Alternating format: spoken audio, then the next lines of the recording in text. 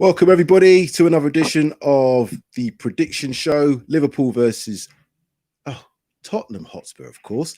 FTB Sports, myself, Sam, and Mike.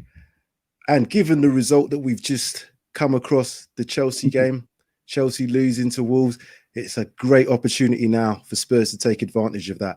Let's hope that we can. So me and Mike are going to discuss where we think we can win the game and our predictions. So, Mike, given the result at the weekend against Crystal Palace, how do you think Josie's going to approach this game? I think, again, top six team, I can see us reverting back to playing the counter-attack that we've seen against the likes of Man City, likes of Chelsea, likes of Man United, etc. I think we will definitely, 100% will be set up to do the counter-attack, especially if Liverpool play that pressing game and that high back line. I think, I can see us definitely reverting back to a more defensive, counter-attacking style of play. Yeah. I agree with that. And I think, as you mentioned, with that high line, if Liverpool are the home team, you'd expect them to be coming forward, leaving them spaces behind. We are going to play that counter-attacking team. There's no doubt. I can't see Jose doing anything other than that. It served him well against certain teams, obviously served him well against City, served him well against Chelsea. We was on the front foot against Crystal Palace, but then even then when we had to defend, we defended well. So there's no reason why he's going to change that sort of a formula. I can see that being the approach. Yeah, I'm not sure how many years it is since we've won at Anfield in a league game. It's probably been a good while. Liverpool haven't probably lost there for about 2 or 3 years. I can't remember how long it is, but it's not an easy place to go to. So we're not likely to win. But I just think with the way things are going, the way he's playing, the confidence in the team, there is a good possibility we could get something out tomorrow. Yeah, and I think given our success in how we've set up against the bigger teams, why would we change it? There's no reason why we should revert to a different style of play. Stick to what we know, play to our strengths, which is counter-attacking at the moment, and hopefully expose Liverpool's weaknesses, i.e. that high back line, and hit them on the quick counter-attacks. If Aston Villa can do it, why can't we? Yeah, well, they're still going to be missing a few players. I'm looking here, and I think Matip might be out as well, potentially. So they're going to have problems in the defensive line. The likelihood is they'll probably have Trent starting, Robertson maybe be starting as well. But I've seen them play, and they look beatable. They haven't been overwhelming in any game I've seen them play. And they've had, obviously, the 7-2 result against Aston Villa. Not to say that we're going to do a 7-2 on them, but certainly it should give every team confidence to be able to think, right, we can go into this game against Liverpool and get a result. And you never know. You never know where we can do. So where do you think we can hurt Liverpool? In what areas? I would, again, it's that whole, Liverpool like to play that high line, that high pressing game.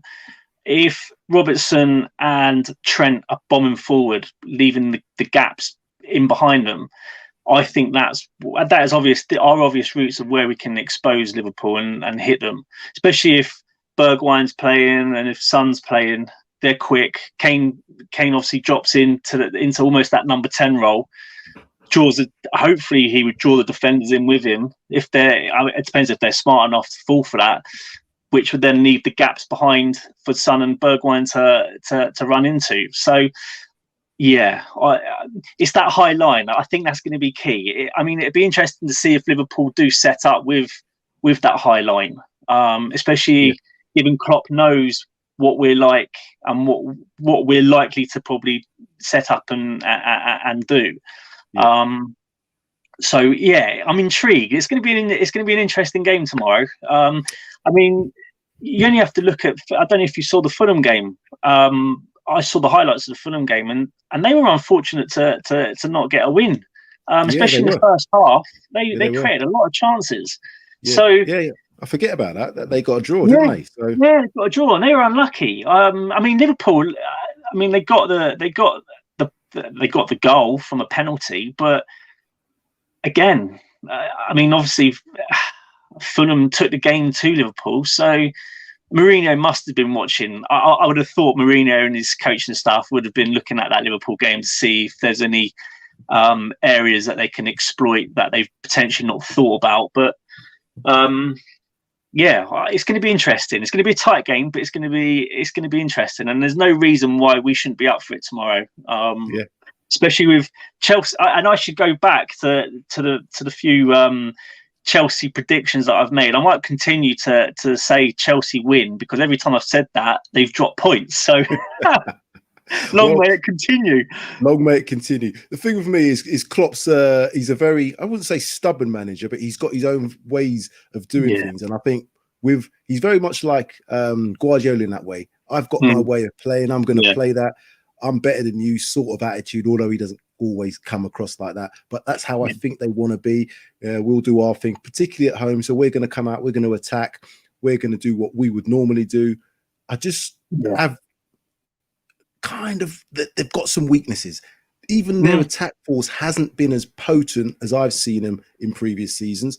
And they kind of have been relying on Mane and Salah, and both of which not been flying out of the traps, so there is that to take into consideration. They're not like scoring at will.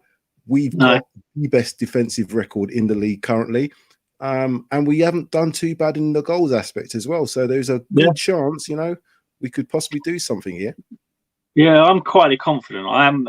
I mean, if you said this time last year when we played Liverpool, I wasn't confident, but this year, I think teams have kind of worked Liverpool out, and that high, as I say, that pressure game and that high back line that they like to play. I think teams have started to work them out a little bit. Hence why they've had some of the results they've had, i.e., like Aston Villa, etc. So, yeah, I'm quietly confident.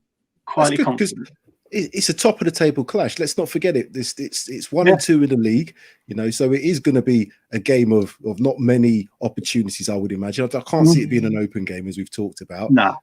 Both teams are good on the attack. We've got good players on the attack. Defensively, I think we're better than them, although in their defensive record's been good. But given the fact that I think they've got more significant injuries in their backline than we have, that gives me a bit more of like the impetus to think, we could possibly go at them. We could possibly take it to them. But knowing Jose, how I know Jose, he's going to wait for that opportunity. He's going to wait for that opportunity, try and catch them on the break. And I think it could be, not to say the scoreline would be similar to the Southampton game, but certainly the aspects of being able to get in behind them with the pace that we've got. So that being said, going on, who do you think's likely to start for us then? Do you know what? I think we're going to probably keep the same team we had against Palace. I don't reckon, and I think the only people, I wrote this down here, the only people that I know of that are struggling is Gareth Bale's a doubt. Yeah, Gareth Bale's a doubt. And Lamella's he's still on the injury table. There was one other, and I can't think of the life of me who it was. There was one other person, but again, they wouldn't have been in the first team. I can't think for the life of me who it was now. Well, I've not heard of anybody in terms of, like you said, the first team aspect. The only ones I've heard of are those two. To be fair, Bale as a miss, he's at this moment hasn't lived up to the expectations I think we've all thought he might do. He could still be very important going into this period of Christmas and over the new year. And certainly he has got a good 20-30 minutes in him to make a significant impact. I think Jose's found that to start him for certain games with regards to how he's been playing and how he wants these players to track back, it's not Gareth Bale's game, is it? Nah. I mean, you could argue that this could be the type of game that could be the platform that Bale needs to then kick on with his time with us. But again, I've got, as I say, he seems to be a doubt at the moment. I think he had an illness, but they said it wasn't COVID related. So again, if he's fit and he's available to play, it could be the type of game that he comes on in the second half, and he only needs a moment of brilliance to get us a goal or create a goal, and that could be the difference between 1 point or 3 points. I'm just thinking, Before you say your next point, I was just thinking, could Jose be doing his Jose type trick? You know, Gareth Bale's obviously not injured; he's ill. If he's not significantly ill, could he miraculously recover by tomorrow to be on the bench to even start? As I said, I don't see him starting, but I certainly see him being somebody who could, particularly in big games. He's a big game player. He's not the same Gareth Bale, but he is a big game player, and you never know. We might want to chase the game. We might even be 1-1, 15 minutes to go. Jose thinks to himself, they're there for the taking. Can we bring on a difference maker like him and get that goal? Yeah, and you wouldn't put it past Jose to be playing those kind of mind games. I mean, he's done it. Did it the other week with Kane. There was talk about Kane potentially not being fit to play. Hugo was potentially ill, etc. But they both played and they both looked fine. They didn't look injured or carrying. Yeah, it was a fabulous recovery. So yeah, Jose's got that in his locker with regards to playing those sort of mind games as such. So yeah, I mean, like you say, I can't see him starting, but he could well be on the bench. Yeah, it'd be interesting to see if Ali, if he's on the bench again. Yeah, that was a bit of a strange one for me to say that he wasn't even featured in the European game, and then to make the squad for the Premier League game. Strange. It was very strange. When he came on, he did a few things that I said, oh, at least he's looking like he's really trying to make the effort. I just don't know if he fits into any system that Jose plays. I don't see how he fits into that, that 4-2-1-3. I mean, 4-1-2. I don't see where he fits. Yeah, I mean, if we're chasing the game, and we need to chase the game, I could see him featuring then. Because when he came on against Palace last week, I think the first thing he'd done was make a tackle in our own half when they were breaking. And I was like, that's not a bad tackle either. Yeah. So he obviously does care. He obviously looks like he wants to get back involved in some degree, or that's how he's coming across. Whether he's paying for a transfer, you don't know. But I'd like to see him on the bench tomorrow anyway, because he gives us that threat.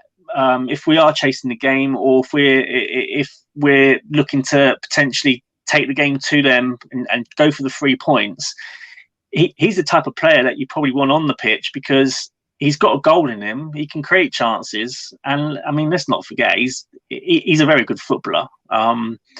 So yeah, I just hope the Spurs lads are sort of as confident as some of us fans are, and perform tomorrow. So yeah, well, he's got that unpredictability about him. You don't know all the time what Dele Alli's going to bring. So if we don't know, the opposition are not going to know, and it could play into that sort of thing where he comes on, does something special. I've seen him score some special goals. He's a sort of like the street playground type footballer. He does things off the cuff.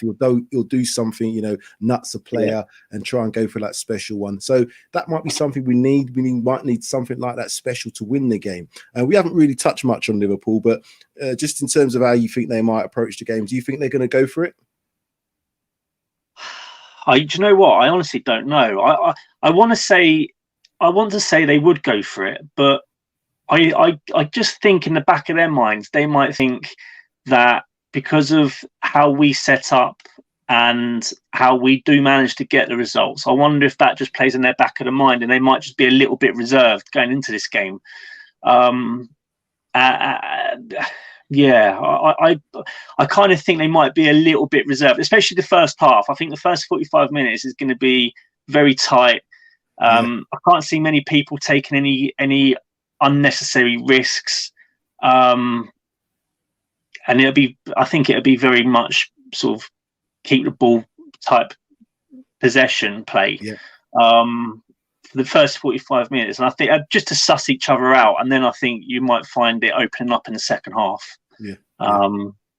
That's how I'd play it. I mean, I'd just say to Spurs is keep it tight, do what we usually do, hit them on the counter attack, and for the first 15-20 minutes, let's just see what they're about. Let's see how they line up. Let's see what they do themselves, because we can soak up the pressure. We've done it against the top 6 teams from last season. So we're capable of doing that. More than capable.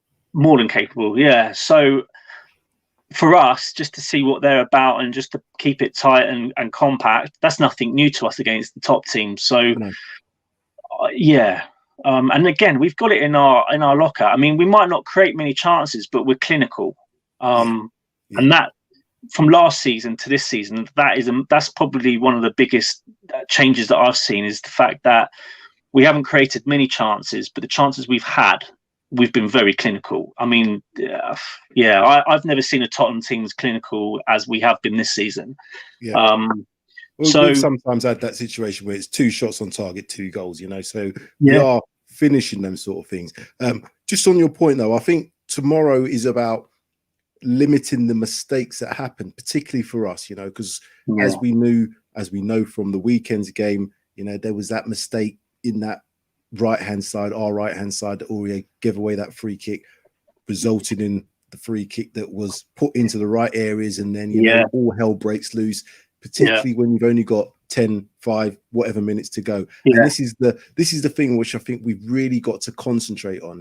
It's all right doing that sort of thing early doors, maybe higher up the pitch, but when it gets to them crunch times, because we could have won that Palace game. I know Palace were playing very well for 20 minutes, but when we did get back to 1-1, or when they got back to 1-1, it was the difference in terms of how we approached it. Now, again, it's those silly mistakes. If we can cut them out, and particularly on that side where Aurier is, it makes us even more, of a team that's going to just, 1-0. Yeah, we can see this 1-0 out. At the moment, do we see 1-0s out? Am I confident in seeing a 1-0 out? I wouldn't say 100% confident. No, not against them. I mean, and you've just touched upon it there. Our downfall is giving away silly, needless free kicks. We give away far too many free kicks, especially in the closing stages of games. And against teams that have got big strikers like Benteke, why are we giving free kicks away around the box, inviting Benteke and Eze onto the ball? It's just think about it. It's almost like we were banking on the fact that we're a big team ourselves, because I saw our lineup and we're a big team and we can defend crosses, but it's not about defending the crosses. It's about that pressure. When it's 10 minutes to go, pressure builds up. And I know he's changed the mentality, and I can see that clearly in terms of mentality. I don't care what anybody says. It don't matter what sort of player you are. If you're wanting to hold on to a 1-0 lead and you're thinking to yourself, shit, bloody hell, if they get this ball in the box and it's in the right area, it doesn't matter what happens, it could score from it. And that's the aspect of the game that we've got to change. And you see that so many times. The last, how many minutes in stoppage time where you think, there's only a couple of minutes stoppage time, but 1-0 down or 2-1 down, chasing the game to get a point, or even to win the game, ball goes in the box, it's scrappy, ends up in the back of the net, and all of a sudden it's either a draw or that team's got the 3 points. And we've just that's our. If I was going to say that our downfall, it would be it's just cut. I mean, Sissoko and Aurier are just known for free kicks, and even. I mean, they're the culprits, really, those two, I'd say. Just the needless free kicks, just cut it out. And I'm sure they probably get told by Mourinho and the coaching staff, no silly free kicks around the box. If you're going to make a foul, do it in their box or do it in their area away from trouble. And they probably get told that week in, week out.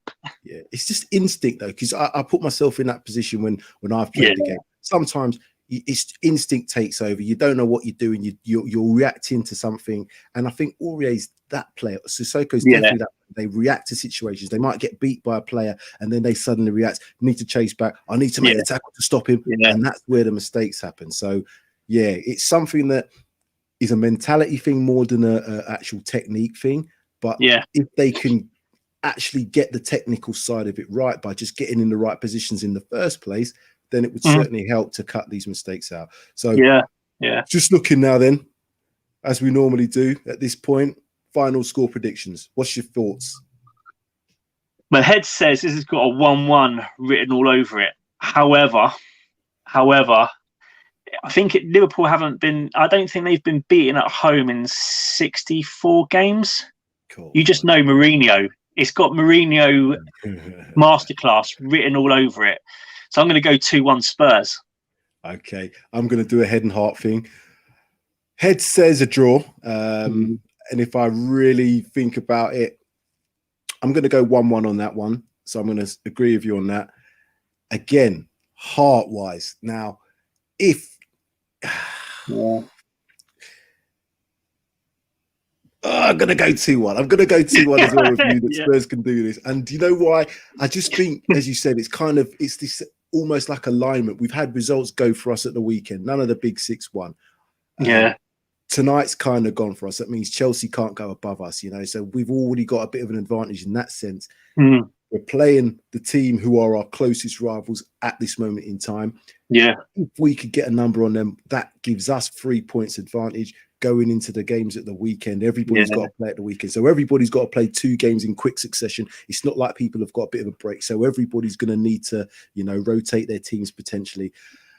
And the confidence it'll do for us, if we got the 3 points today, that will be a humongous. Sorry, if we get 3 points tomorrow, what that would do for our confidence going into the weekend games and going forward, especially over the Christmas break, which can be the sort of make and break period for a season. It'd be massive. The psychological effect for Tottenham, from a confidence perspective, massive. Well, it would have been. We'd have gone through those games. We'd have gone from the City result. We'd have gone to the North London derby, Chelsea, Crystal Palace, getting a good result, a real positive result this week. Tomorrow, and then going into the weekend, it kind of doesn't take the pressure off because the pressure should always be there. But it makes it easier to go into that game thinking of we're confident we can do this. We can win every game we play, and that's the mentality that he's trying to instill. So I'm very hopeful.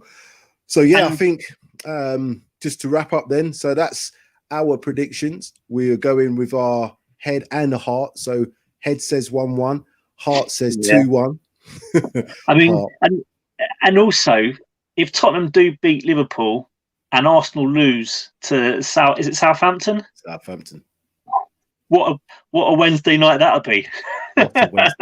And so tune into Wednesday night because we're doing a post-match reaction. We're going to have Stitches on, who's a Liverpool fan. We'll also have Darius on, and myself and Mike, obviously, to review the game. And let us do some of that. We could get the old 3 points. Would be lovely to take home just before the weekend's game. Mike, thank you very much. And this is Shane, FTB Sports. Like, subscribe, share, comment, and we'll see you tomorrow. Thanks a lot. Catch you later. Cheers. See ya. Bye, mate.